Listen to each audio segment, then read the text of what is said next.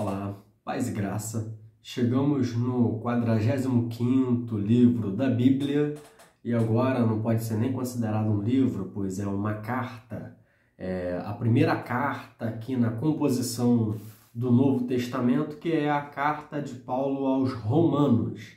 Aqui começa a carta de ensino, ou as epístolas, que trarão ensino, diretriz de como a igreja deveria agir, se comportar e ser administrada na doutrina. Até agora a gente viu todo um período histórico, desde o Antigo Testamento até o Novo Testamento, os 4 evangelhos e mais o livro de Atos são narrativas históricas. E agora a gente tem as cartas doutrinárias. E Roma, como nós sabemos, era o centro do império na época. Então, Paulo, ao escrever essa carta aos romanos, ele faz um tratado elaborado, um tratado onde ele vai ter todo o embasamento da condição humana e como que essa condição humana alcança a salvação, e ele traz todo um esquema doutrinário e termina a sua carta com aplicações práticas. A carta foi escrita de Corinto por volta do ano 58 ali depois de Cristo. A data é sempre aproximada. O conteúdo da carta é um conteúdo mais formal, porque a formalidade fazia parte ali dos escritos romanos importantes da época. E como Roma era o centro do império, era a capital do império, podemos entender que os cristãos que estavam ali eram cristãos também intelectuais, pessoas que pensavam. Então Paulo ele escreve assim um tratado organizado de maneira doutrinária e que depois vai servir também para ser uma carta circular, onde muitas pessoas vão ter acesso a ela, né? E foi através dela, principalmente dela, que a gente teve aí origem na Reforma Protestante, quando Martinho Lutero lia, estudava essa carta e ele pôde se deparar com Romanos 1:17, que a justiça de Deus se revela no Evangelho de fé em fé, como está escrito, o justo viverá pela fé. Então Paulo ele começa essa carta, ele se apresentando, ele se apresenta como servo, separado para ser apóstolo, designado por Deus, e aí ele fala que ele tinha o interesse de ir até Roma, só que ele preferia ir a locais onde o evangelho ainda não tinha sido pregado, e não sabemos quem fundou essa igreja em Roma, mas ela já existia. Pode ter sido no Pentecoste, cristãos que estavam ali no dia de Pentecoste, que levaram o evangelho até lá. Existe aí uma interrogação quanto a isso, mas o mais importante é o conteúdo escrito da carta. Ele fala da condenação dos gentios no capítulo 1, aqui a partir do versículo 18, ele fala que a ira de Deus se revela contra toda a impiedade e perversão dos homens que detêm a verdade pela injustiça.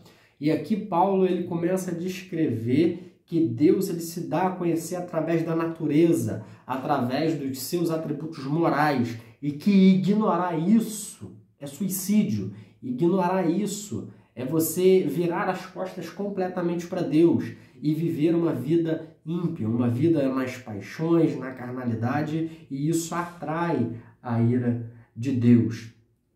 E é aqui que ele fala também, né, da questão das relações homoafetivas, da prostituição, da avareza, da maldade, enfim. Aqui ele traz todo um panorama dizendo que Deus condena esse estilo de vida.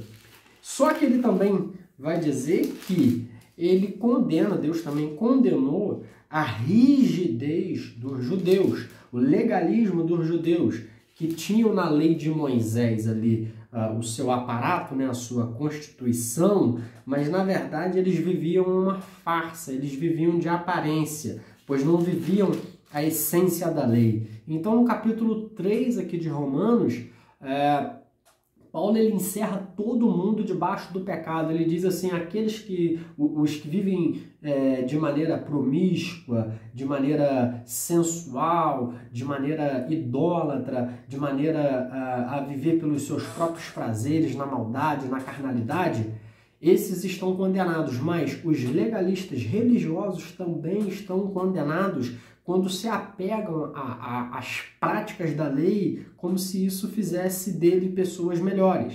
E aqui Paulo, no capítulo 3, ele encerra todo mundo debaixo do pecado, dizendo que todos pecaram, ou seja, não existe uma pessoa, não existe um padre, não existe um pastor, não existe uma freira, não existe um monge, não existe ninguém que consiga viver em plena santidade que não peque. Paulo encerra todos debaixo do pecado. Por isso que ele diz em Romanos 3:23 que todos pecaram e carecem da glória de Deus. E ele diz que essa glória, essa graça, ela é dada gratuitamente através da fé. Esse é o grande X da questão do cristianismo. Nós não somos salvos por obras, nós somos salvos pela fé em Jesus, pela fé no que Jesus efetuou na cruz do Calvário. A gente não é justificado pela prática da lei por ser bonzinhos, não. Nós somos justificados pela fé em Jesus. E essa fé que opera a nossa salvação, que opera a nossa regeneração, faz com que a gente se conduza pelos caminhos das boas obras. No capítulo 5 de Romanos, ele diz que justificado, pois mediante a fé, temos paz com Deus, por meio de nosso Senhor Jesus Cristo. O homem está em guerra contra Deus na sua rebelião. Só existe uma forma do homem estar em paz com Deus. É através da fé em Jesus.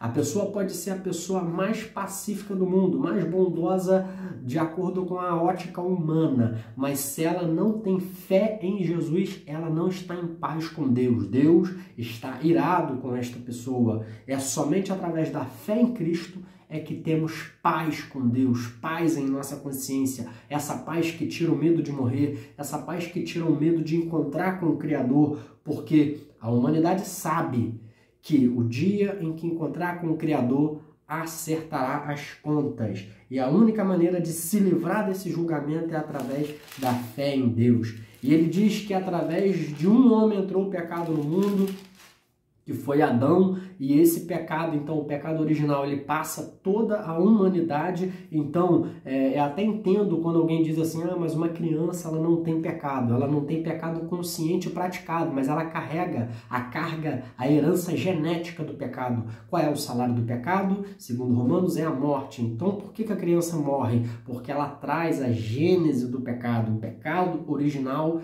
lá de Adão. Sim, então por um homem entra o pecado, mas por um homem também entra a salvação, que é através de Cristo.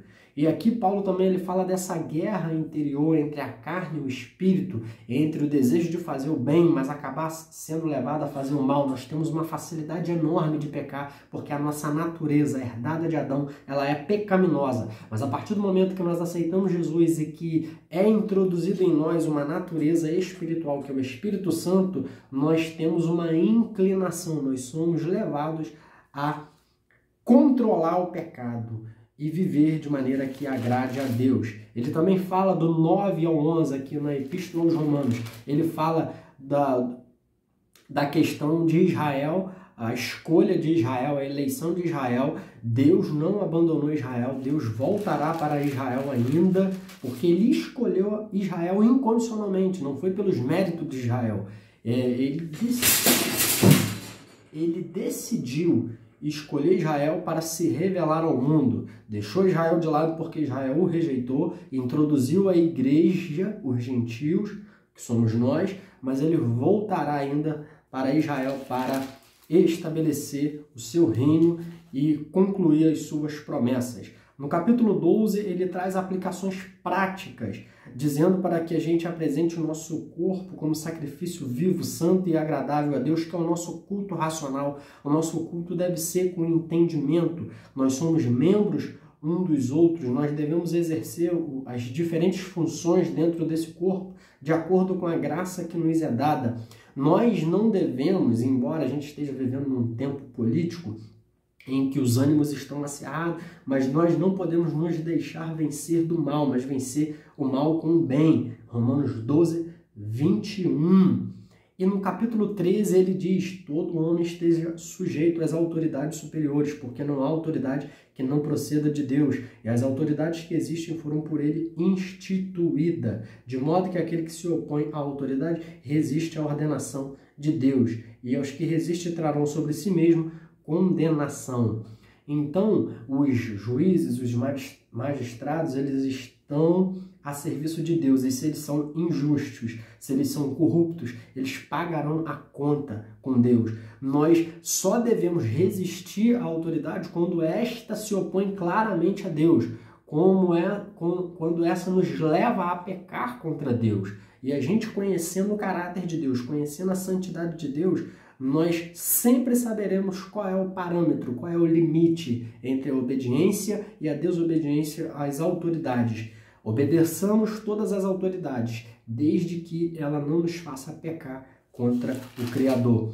Ele termina a sua carta falando sobre a questão da maturidade cristã. Algumas pessoas acreditam que pode comer de tudo, outras não comem. E ele fala que aquele que acredita que não deve tocar em determinados alimentos, guardar determinado dia, ele diz que essa pessoa é fraca na fé. Ela acha que ela precisa de acessórios para a salvação, quando na verdade ele diz que tudo que não provém de fé é pecado. Só que nós devemos colocar o amor acima de tudo. Se essa atitude minha faz aquele que é fraco na fé, irmão meu, pecar, então eu me controlo. Se eu comer carne de porco faz o meu irmão, que é um crente e que é judeu, ele ficar escandalizado, eu não vou comer carne de porco, não porque eu não possa, mas por amor a ele. Paulo coloca o amor acima de tudo. E por fim, ele fala no capítulo 15 para que a gente possa imitar a Cristo. E ele diz que tudo que foi escrito para o nosso ensino foi escrito. A carta de Paulo aos Romanos é uma das cartas mais lidas, mais comentadas na história do cristianismo. É uma carta sensacional. Que você, ao estudar esta carta, possa absorver, estar ciente de que você está lendo ali um tratado que conta a história do homem, a condição do homem e a salvação do homem e aquilo que Deus espera de nós através de uma vida santa, através de uma vida civilmente honesta, né, que cumpra com seus deveres, tanto de cidadão da pátria celestial, como também da pátria terrestre. Que Deus te abençoe e até a próxima.